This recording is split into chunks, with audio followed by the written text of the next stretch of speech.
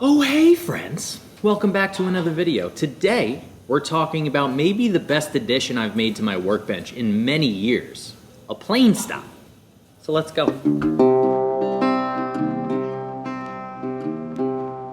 Oh, I don't know why I keep getting down low like this. At some point I'm gonna realize I'm old. So, the plane stop. This may look like a normal piece of wood inset into a workbench because that's exactly what it is. However, what it also is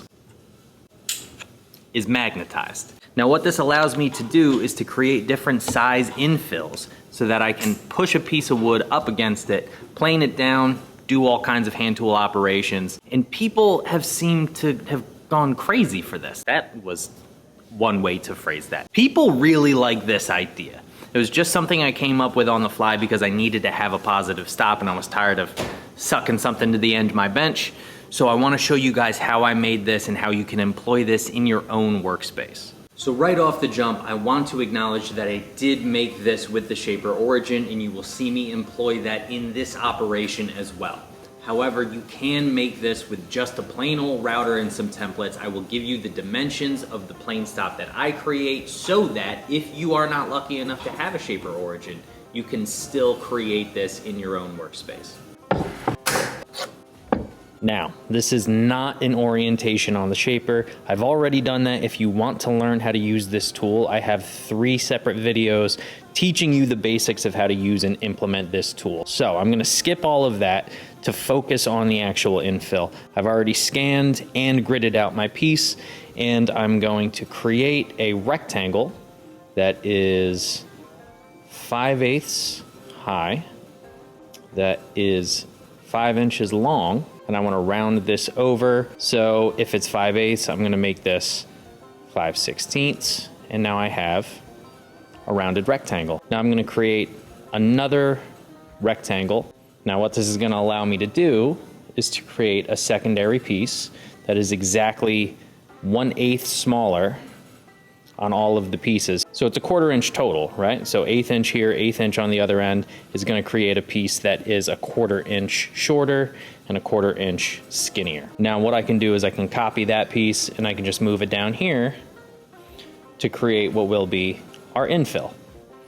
So I've got 2 pieces all ready to go. Let's go ahead and make these cuts. So we've got our collar cut out. Now we're just gonna move down right here and we're going to cut out our infill piece.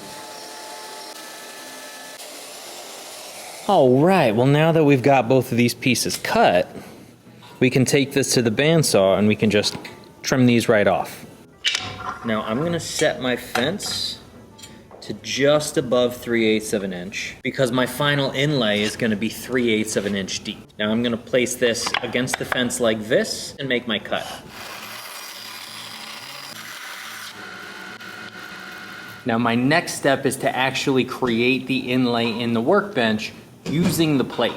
Now you don't need the plate. This is a superfluous work surface that just makes life a little bit easier. In this case, if you have the Origin and you don't have the plate, you can of course lay down tape on your work surface.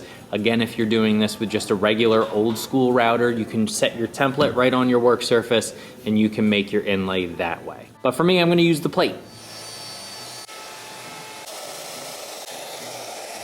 All right, so we've got our inlay on our workbench. I've got my collar. This should fit in perfectly. Now all I've got to do is actually glue this in place. Now I don't need much glue on this, but I do want enough to just make sure I get good glue contact on all 4 sides here. Just give it the old brusharoo, and then I'm just gonna slide her in.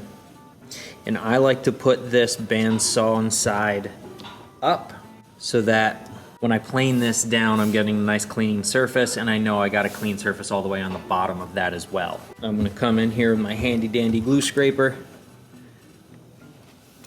and just remove some of that excess.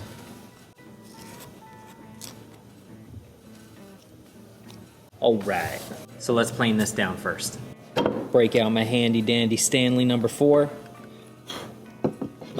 No idea what direction the grain is running in this piece. Seems to be okay. Now that feels beautiful to me. If you want to sand that, you absolutely can. There's nothing wrong with that, but that is dead flush all the way around. That feels really nice. Now before I go any further, I'm gonna give this a light sand just to clean it up and get some of the mill marks off of there, and also just to make sure that this isn't going to expand in the more moisture dense months of the year. The hot months of the year, the Augusts, the Septembers, the Julys. So I'm just taking off the mildest bit of material to make sure that that doesn't happen. Now before I can actually go and set this in my plane stop, I need to figure out a way to get this out, and this is where the magnets come into play.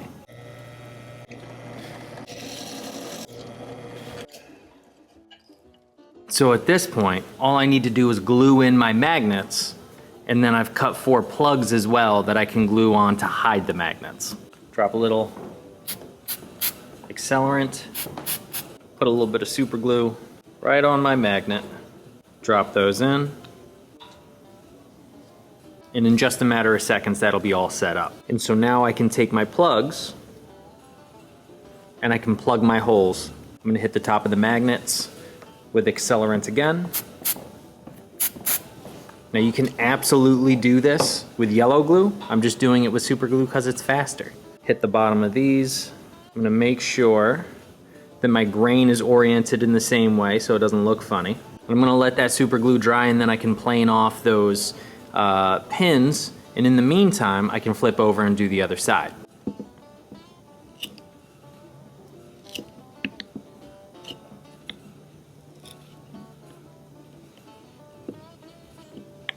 Now once I get this thing all sanded up, I can slide that right in there, and I've got a perfectly good plane stop.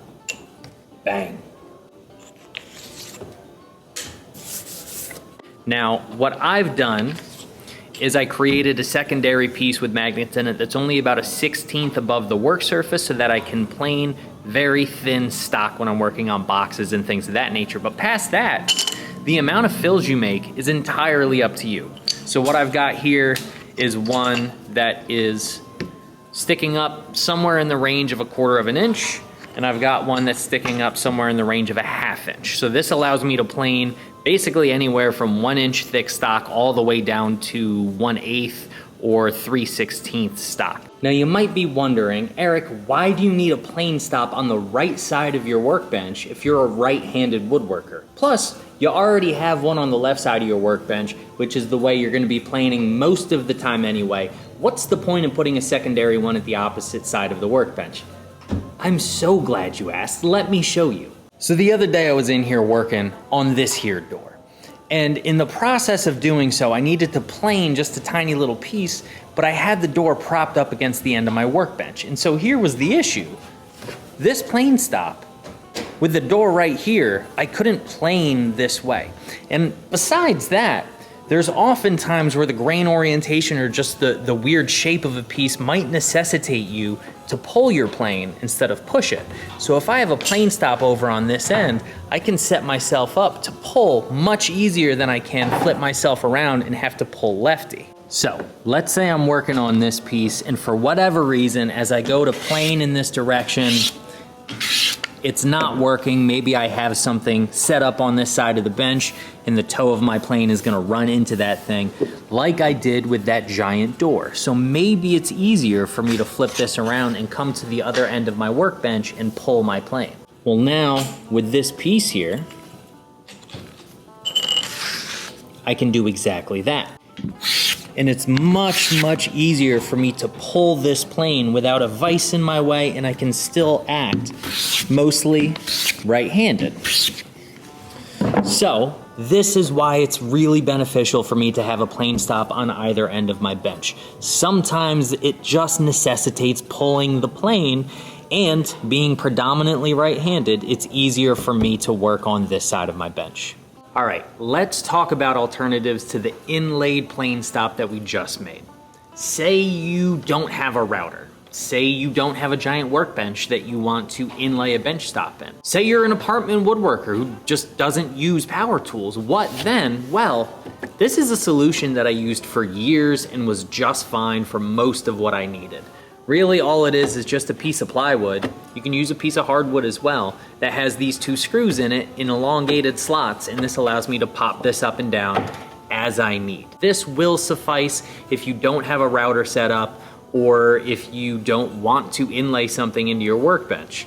But let me show you an even simpler solution that I also used. Now, there was a time in the not so distant past where we had this pesky little thing called COVID that ruined our lives for a hot second. During that time, I went up to New York. I was working in my mother's garage because she was gracious enough to let me turn that into a makeshift workshop, but I didn't have a workbench. All I had was a piece of melamine on a few 2x4s. No vise, no holdfast. So what I came up with for a plane stop, a piece of plywood.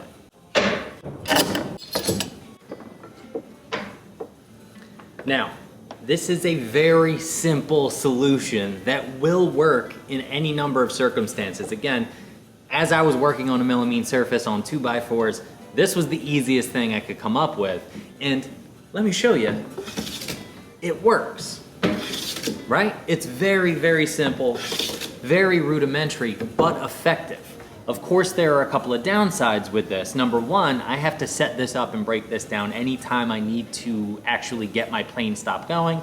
Isn't the end of the world, but it is a little bit of a hassle. But more importantly, I'm limited, especially on a small work surface, to being able to plane between these clamps. In this particular case, I have enough room where that's not an issue, but there could be a situation where I can't plane all the way through because I'm gonna hit my clamp head. So it's not necessarily an ideal solution, especially when you're working with really thin stock, and this plane stop has to be very, very thin in order to actually use the thing. So it's a solution, it will work if you need it to in a pinch, but it's not a long-term fix. So that's it, friends. That's the plane stop. A little bit superfluous, maybe, but a very simple and elegant solution to a common problem. This is just the one that I happen to come up with. There's a million ways you could vary this up. You could change the size, the scale, the material. You could make these out of brass to avoid any expansion and contraction issues. And if you do end up changing something about this and improving it in some way, do let me know down in the comments, because certainly I'm not saying that this is a perfect solution. It's just the solution I came up with. So that's that. I hope this was helpful for you. I hope you'll swing by for another video next week. And until then, friends, go make a thing, go do a thing, go take creative risks, learn something, grow as a creative person, and I will catch y'all in the next video. Cheers.